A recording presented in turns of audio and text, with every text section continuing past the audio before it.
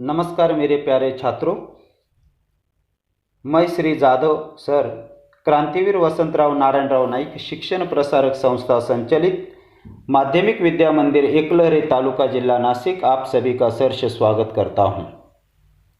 मेरे प्यारे छात्रों, आज हम कक्षा 10वीं हिंदी लोकवाणी ये जो पाठ्य पुस्तक है उस पाठ्य पुस्तक में से जो चौथा पाठ है जिन ढूंढा, इसको आज हम पढ़ने वाले हैं।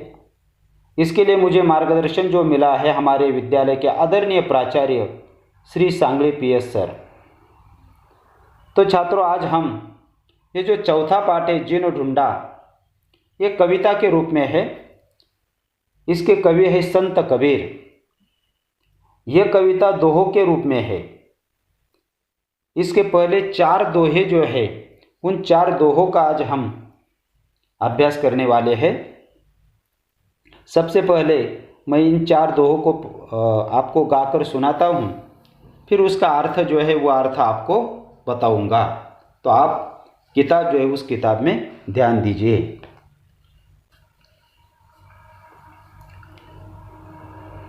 बड़ा हुआ तो क्या हुआ,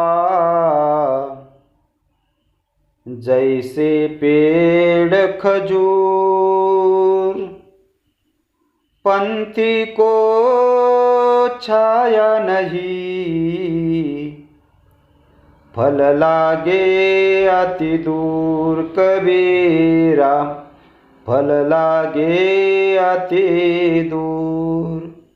बड़ा हुआ तो क्या हुआ, जैसे पेड़ खजूर, पंथी को छाया नहीं, फल लागे अति दूर। कबीरा फल लागे अति दूर। शीश को ऐसा चाहिए, गुरु को सब कुछ दे। गुरु को ऐसा चाहिए, शिष्य से कुछ नहीं ले। कबीरा शिष्य से कुछ नहीं ले। शिष्य को ऐसा चाहिए, गुरु को सब कुछ दे। गुरु को ऐसा चाहिए, शिष्य से कुछ नहीं ले। कबीरा शिष्य से कुछ नहीं ले।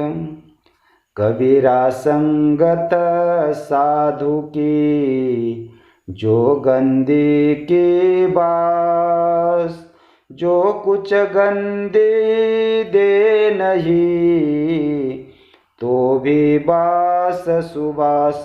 कबीरा तो भी बास सुबास। कबीरा संगत साधु की, जो गंधी की बास, जो कुछ गंदी दे नहीं, तो भी बास सुबास।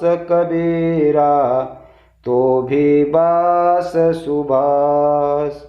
दुर्बल को न सताइए, जाकी मोटी हाय, बिना जीव की श्वास से, लोह भस्म हवे जाय। कबीरा लोह भस्म हवे जाय। दुर्बल को न सताइए, जाकी मोटी हाय, बिना जीव की श्वास से, लोह भस्म हवे जाय। कबीरा लोह भस्म हवे जाय। तो मेरे प्यारे छात्रों, संत कबीर जो है उन्होंने बहुत बड़ी बात ये जो 4 दोहे जो है उनमें बताई है। पहले दोहे में जो बता रहे हैं, बड़ा हुआ तो क्या हुआ, जैसे पेड़ खजूर, पंथी को छाया नहीं, फल लागे अति दूर। क्या अर्थ है मेरे प्यारे छात्रों? तो कवि को यह कहना है, आदमी कभी ज्ञान और धन से बड़ा हो जाता है, लेकिन बड़ा हो जाने के कारण कभी कभी अहंकार उत्पन्न होता है और वो किसी के काम नहीं आता। तो वह आदमी किसी काम का नहीं जिसके मन में अहंकार उत्पन्न हुआ है। इस बात को स्पष्ट करने के लिए कवि ने उदाहरण दिया है खजूर के पेड़ का। संत कबीर कहते हैं कि खजूर का जो पेड़ है वह इतना ऊंचा होता है कि उसकी जो छाया है रास्ते में जाने वाला पंथी जो है, यात्री जो है, उसको मिलती नहीं और उसका फल भी नहीं मिलता, कारण उस खजूर के पेड़ का जो फल है बहुत दूर लगता है। जैसे खजूर का पेड़ यात्री या जो पंथी है उसके किसी काम का नहीं, उसी प्रकार जिसके पास धन और उसी के साथ साथ अगर ज्ञान है, लेकिन जो अहंकारी बन गया है, खुद को बहुत बड़ा समझता है, वह भी समाज के किसी काम का नहीं। ऐसी बहुत बड़ी बात कवि ने ये जो पहला दोहा जो है उसमें बताई है। दूसरा दोहा जो है, संत कबीरदास जी कहते हैं, शिष्य को ऐसा चाहिए गुरु को सब कुछ देय। शिष्य को ऐसा चाहिए गुरु को सब कुछ देय, गुरु को ऐसा चाहिए शिष्य से कुछ नहीं लेय। यानी इस दोहे में कवि ने जो गुरु और शिष्य है उनका कर्तव्य जो है वो कर्तव्य उन्होंने बताया है कि शिष्य ने कौन सा कर्तव्य करना चाहिए और गुरु ने कौन सा कर्तव्य करना चाहिए। तो शिष्य का कर्तव्य क्या है? शिष्य को ऐसा चाहिए गुरु को सब कुछ देय। शिष्य का कर्तव्य ऐसा है कि अपना सब कुछ गुरु को देना चाहिए, मतलब अपना जीवन गुरु को समर्पित करना चाहिए।